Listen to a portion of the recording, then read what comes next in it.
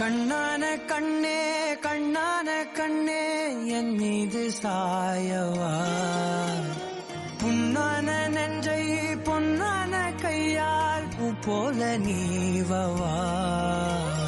நீ தூங்கும் போது முன்னெற்றி மீது முத்தங்கள் வைக்கணும், போர்வைகள் போர்த்தி போகாமல் தாழ்த்தி நான் காவல் காக்கணும்.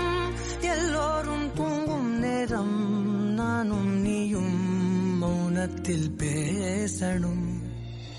கண்ணான கண்ணே கண்ணான கண்ணே என் மீது சாயவா, புண்ணான நெஞ்சை பொன்னான கையால் பூ போல நீவவா.